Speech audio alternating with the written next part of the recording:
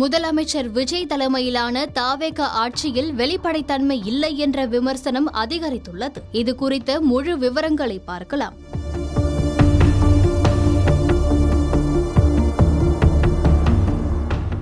தமிழக வெற்றிக் கழகம் தேர்தலில் வெற்றி பெற்று ஆட்சி அமைத்த பிறகு முதல்வர் விஜய் இந்த அரசு வெளிப்படைத்தன்மையுடன் செயல்படும் என்று உறுதியளித்திருந்தார். ஆனால் தற்போது அரசு நியமனங்களில் வெளிப்படைத்தன்மை இல்லை என்ற குற்றச்சாட்டுகள் எழுந்து வருகிறது.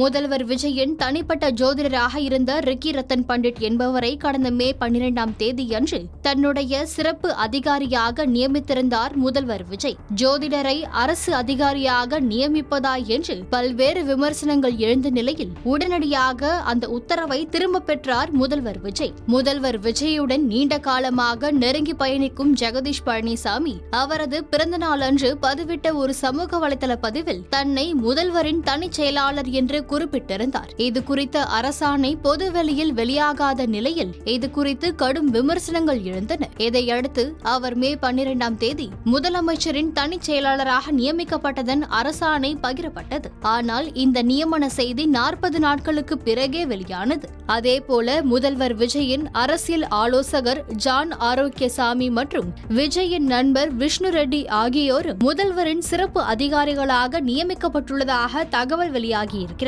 இது குறித்தும் எந்த அதிகாரப்பூர்வ அறிவிப்பும் வெளியாகவில்லை. தலைமைச் செயலகத்தில் நடைபெறும் முக்கிய அரசு ஆலோசனை கூட்டத்தில் ஜான் ஆரோக்கியசாமி கலந்து கொள்வதாக செய்தி வெளியாகி வருகிறது. இதனால் அது குறித்தும் எதிர்க்கட்சிகளால் கேள்வி எழுப்பப்பட்டு வருகிறது.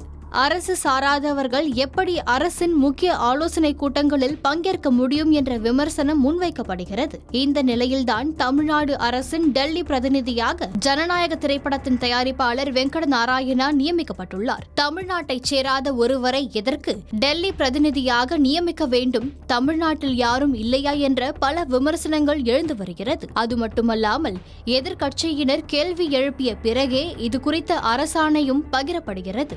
வெளிப்படையான நிர்வாகம் என்று சொல்லி ஆட்சிக்கு வந்த முதல்வர் விஜய் தன்னை சுற்றியுள்ள நபர்களின் நியமனங்களில் வெளிப்படைத்தன்மை இல்லாமல் இருப்பது விமர்சனத்துக்கு உள்ளாகியிருக்கிறது.